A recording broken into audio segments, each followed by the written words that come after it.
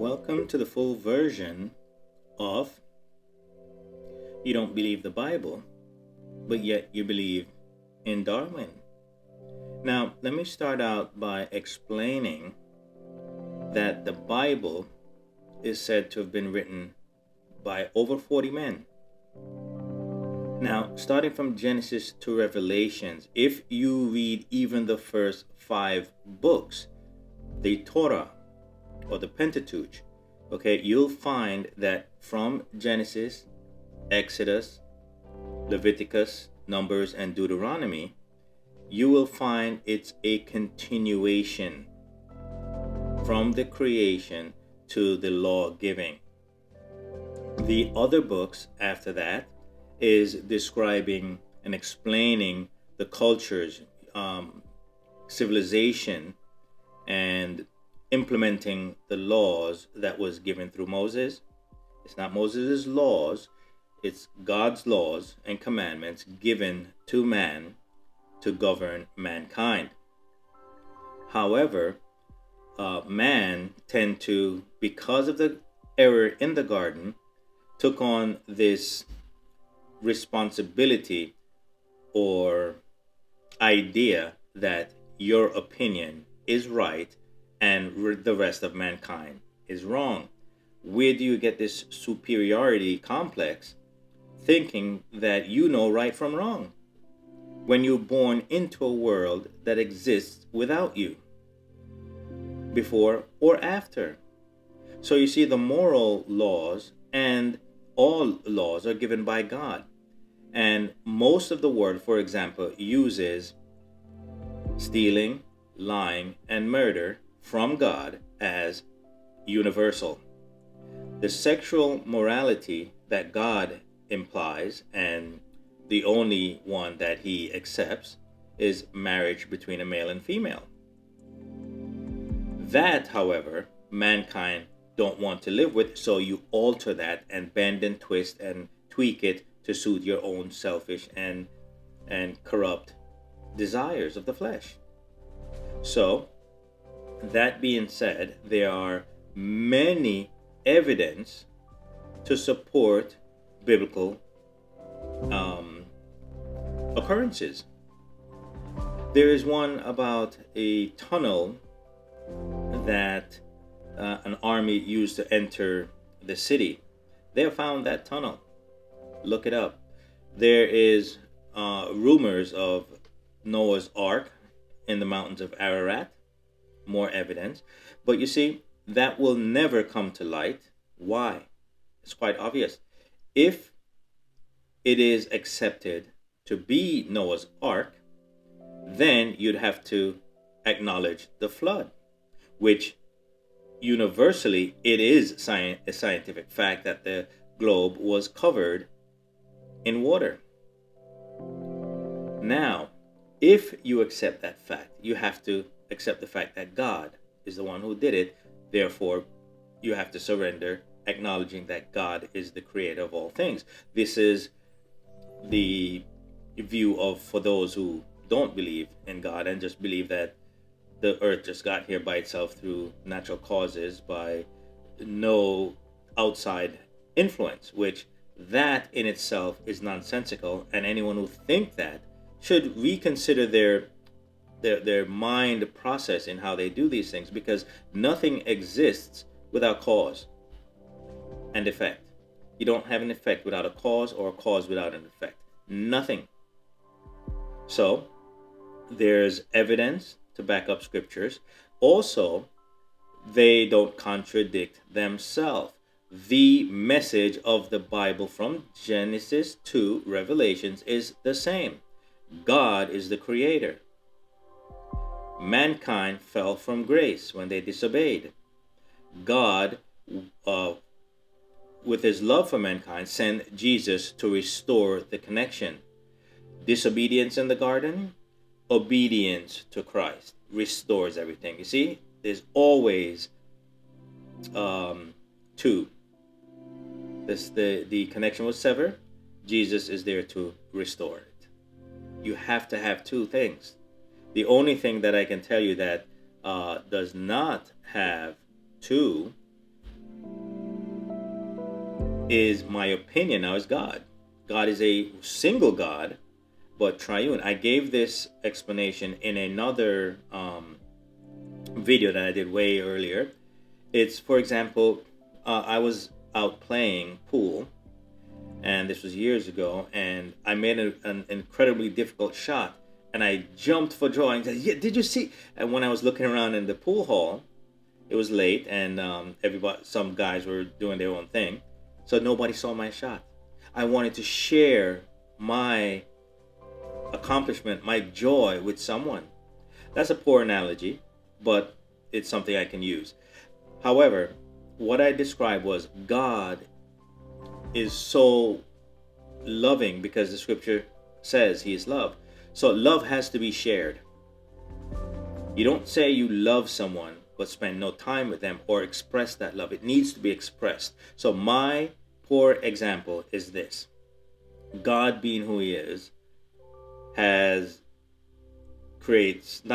but separates, and that's not even, anyway, he had to share it with himself. So the Father had to share it with the Spirit. Say, listen, I need to express my love for you. No. The Spirit says, no, I love you. No. Our love is so strong. So the Son. So now it is complete.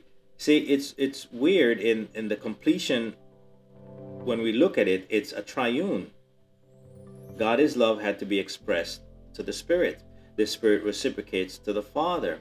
And the love was so great between the two that they had to give it as a two to share.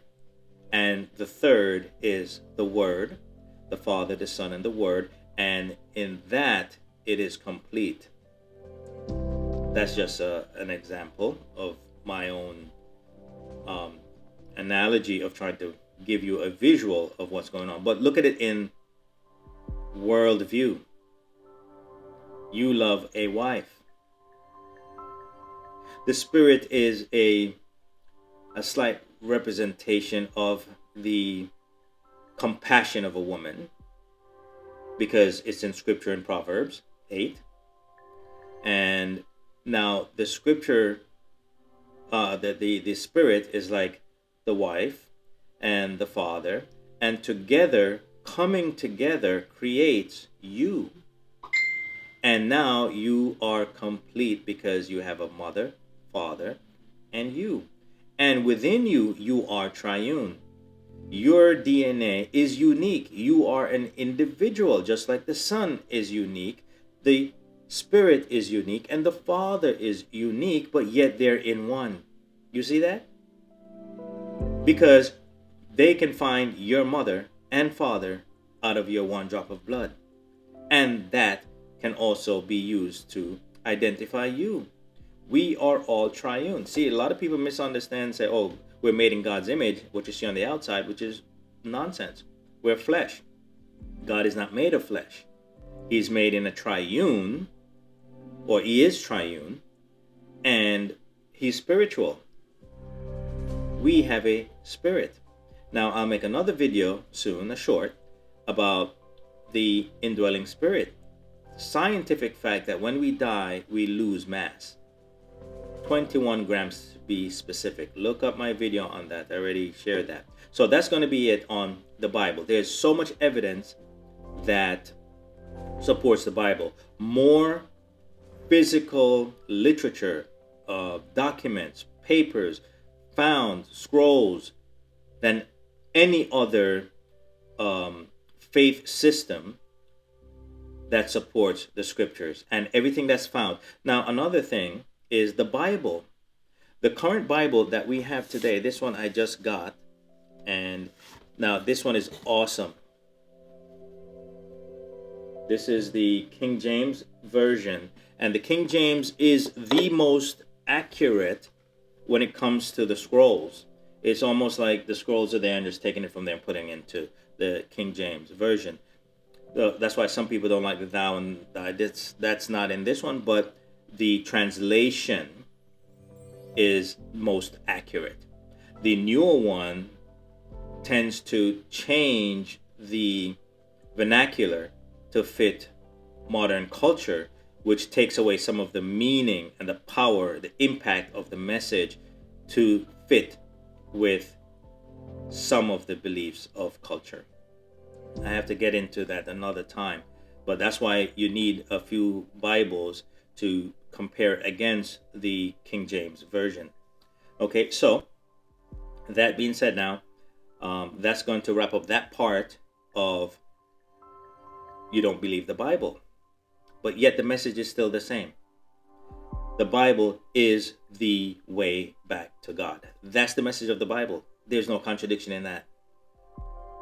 Okay, now on the other hand, with Darwin, his microscope was so inferior that he thought what he was looking at was a simple cell. It's that simple, people. And we all know it's very complex, more than any supercomputer and all the computers put together. And any one part that is missing from a cell, the cell does not function. And Darwin himself says that if it can be proven that a single cell cannot function and then just get better subsequently by adding more parts to itself or evolving, then his theory would fall apart. Science knows this. But if they accept it, or not accept but declare it, then everything would change in the world. They cannot allow that, because all this dinosaur and the asteroid and you coming from monkey and fishes, all that would have to be thrown out to accept the truth that God is the creator. Do you know that there are dinosaurs described in the Bible? See, a lot of people make assumptions and give opinions, but actually don't know what's in the scripture. You only quote like famous verses that people hear, but taken out of context most times.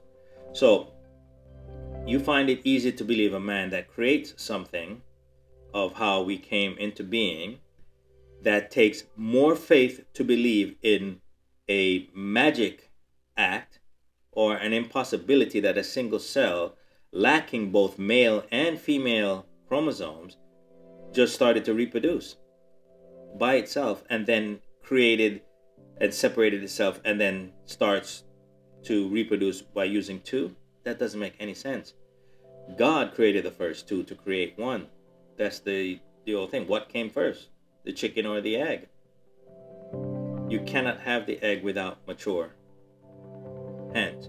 So the first of its kind was created, and that's what God said. Just like the fruit that you eat, it has a seed. You cannot have a seed without the fruit. You cannot have a fruit without the tree. And the tree cannot be planted without a seed. So where did it come from? The original was created by God for his creation, because Darwin creates life by a single cell, and where's the food to sustain it?